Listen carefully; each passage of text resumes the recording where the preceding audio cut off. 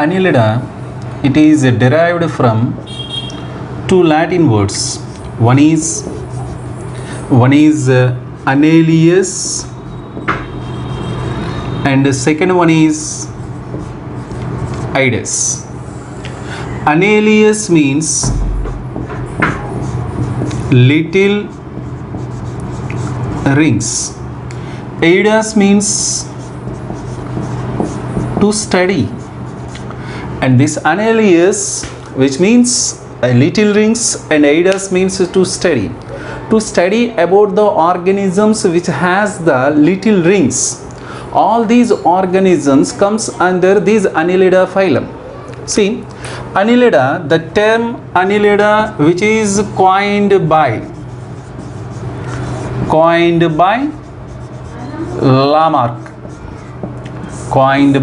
Lamarck. See, all these are the common names and the scientific names of the Annelida phylum.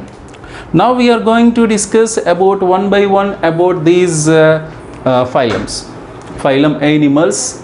First one, Nereis.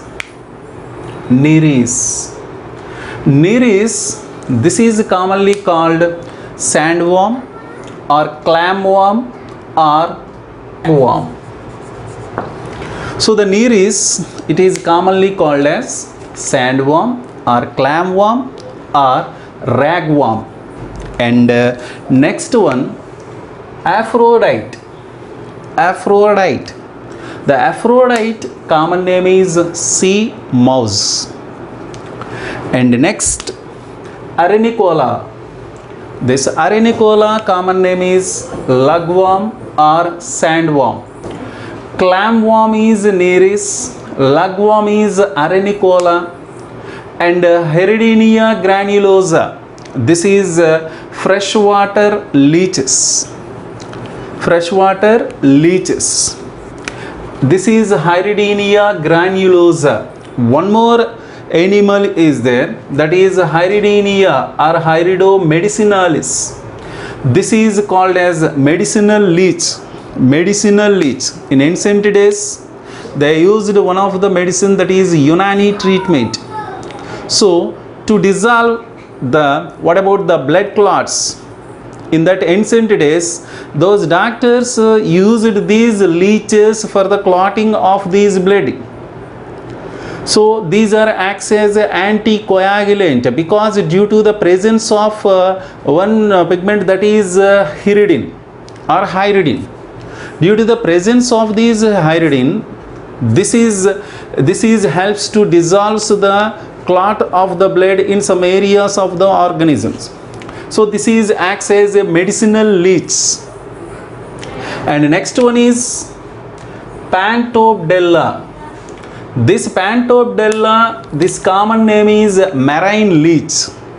Pantobdella common name is marine leech. And Chaetopteris. This Chaetopteris common name is paddleworm. Chaetopteris common name is paddleworm. Next, Hemidipsia. This Hemidipsia common name is land leeches. That is land leeches. Next, Feritema, that is common name is Ethworm noni. And Eunyis, pollaloworm. Eunyis means that is pollaloworm. Already we have discussed this one is Herido medicinalis, that is medicinal leech. And Lumbricus, European earthworm, Lumbricus. And Amphitrite ornata, ornate worm. And Pollino, scale worm.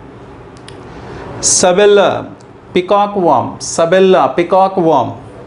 And Tubifex, bloodworm.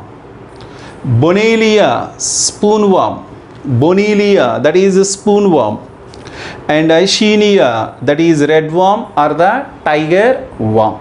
See, once I repeat all these scientific names and common names of the Annelida phylum: Nereis, clamworm or the ragworm; Aphrodite, sea mouse; Arenicola, lugworm; and Hyridinia, freshwater leeches, Pantopdella, marine leeches, Chaetopteris, paddleworm, Hemiptera, land leech, Ferritima, earthworm, no need, Eunice, pollaloworm, and Hyrido medicinalis, Lumbricus, European earthworm, and Amphitrite ornata, ornate worm, Paulino, scaleworm, Sabella, peacock worm, Tubifex, bloodworm, Bonilia, spoonworm, Eschenia, redworm or the tiger worm. These are the scientific names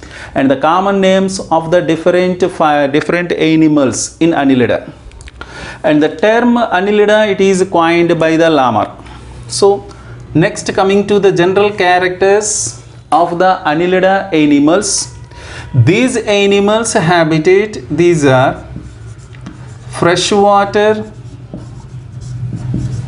or terrestrial,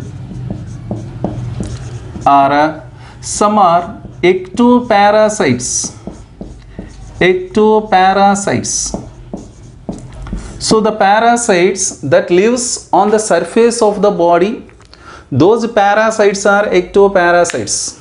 In this phylum, Polychaetes, Oligochaetes, and Hyridinia. These Hyridinia class comes under these ectoparasites. Only one phylum, those are only one class in the Annelida that comes under the parasites group, that is ectoparasites, is Hyridinia. And coming to the body wall,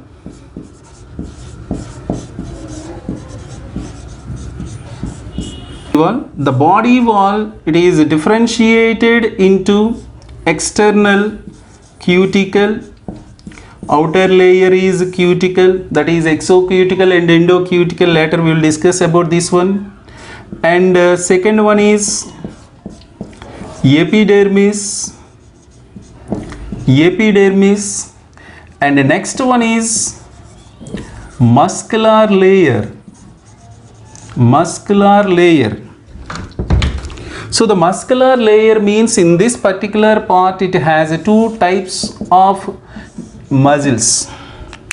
Those are longitudinal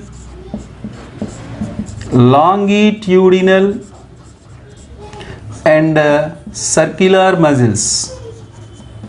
Longitudinal muscles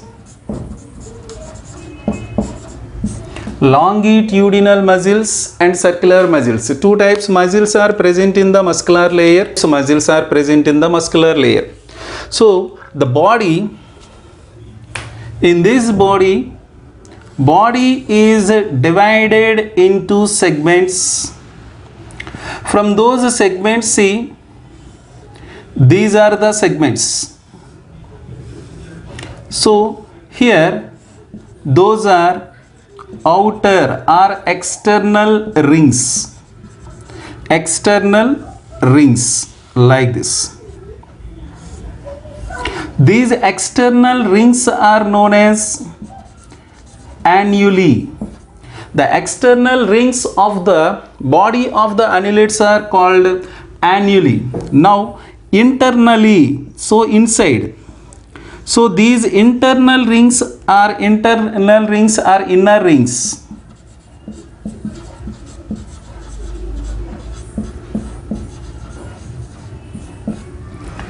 The body is divided into externally, both externally, internally, the body is divided into so many segments. These segments are known as, these segments are called metameres. Now this segmentation is true metameric segmentation. True metameric segmentation means body is divided externally, internally, divided into complete segments. But whereas in platyhelminthes animals, we'll see the segmentation is externally but not internally. That is false segmentation, and this is a true metameric segmentation. So these animals exhibit metamerism. So external rings are annuli, Internal rings are septa. Body is divided into so many segments are metameres. This segmentation is metamerism. Metamerism. See, these are the parts. Now in this one, first segment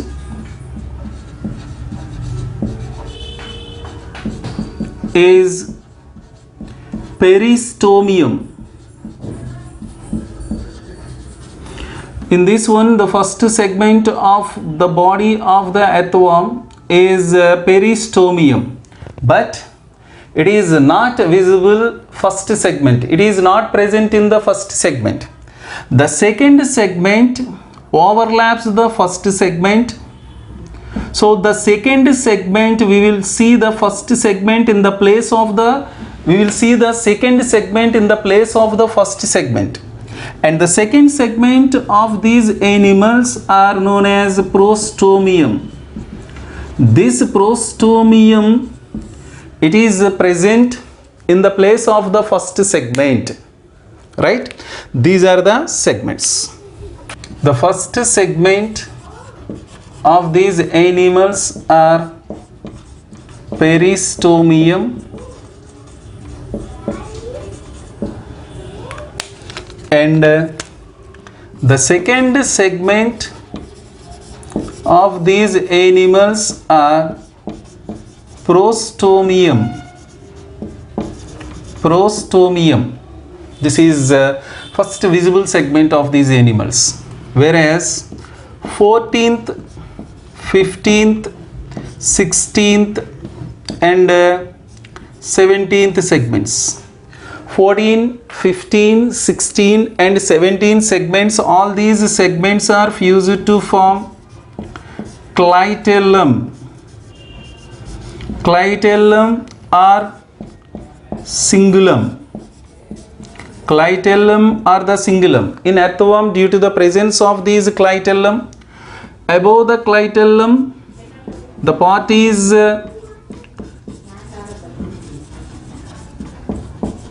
preclitellar region, and the middle one is where the clitellum is present, that is clitellar region. After the clitellum, postclitellar region. So that due to the presence of the clitellum, this body is divided into preclitellar region, clitellar region and postclitellar region. See, in these animals, it move one place to another place, locomotion with the help of the setae. Setae are the locomotory organs. In some animals, parapodia. Para means parallel, podia means foot or feet. So parallel feet. Setae and the parapodia are the locomotory organs in these animals. See this, due to the presence of these setae, see 2, 4, 6 and 8. The total number of the setae are 8 in Arctochetus. In some of the animal, completely the body wall, which is composed with many setae. Many means poly. Setae means chaeta. So we'll see this polychaetae in polychaetes. This Arctochetus arrangement we will see in Arctochetane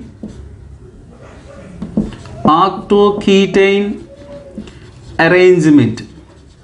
This type of setae arrangement is Arctochetane arrangement. This type of arrangement is polychaetane arrangement. This is about the locomotory organs. Those are locomotory organs, right? One more point. Except leeches, the remaining all the organisms, all the annelid animals like polychaetes, oligochaetes, these Cetae are present. Cetae are present in all annelid animals except leeches. Polychaetes, many Cetae, oligochaetes, some Cetae are present. These are the locomotory organs. Germ layers, these are triploblastican animals having 3 germinal layers: ectoderm, mesoderm and endoderm. 3 germinal layers are present in these animals, so these are triploblastican animals. Level of organization. Level of organization. In these animals, we will see the level of organization is organ system level of organization. So, organ system level of organization seen in these animals. And symmetry.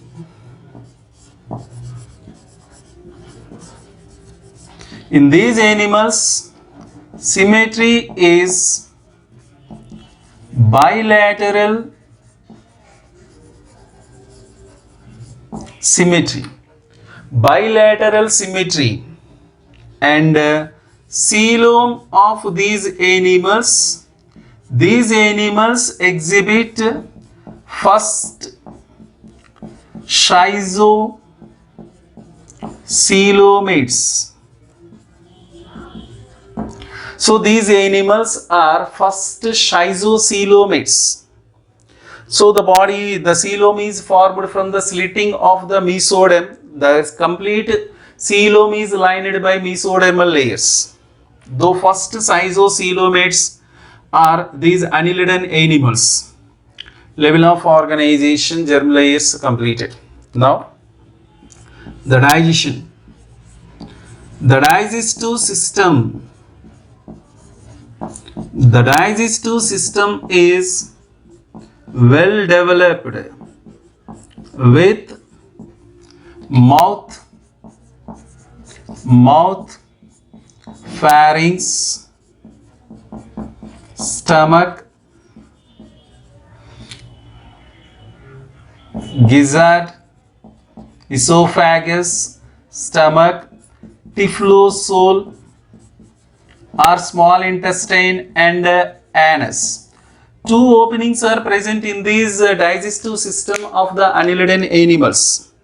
Due to the presence of the mouth and anus, these animals, the gut is an example for complete gut with 2 openings, mouth and anus. That is the digestive system. And coming to this respiratory system,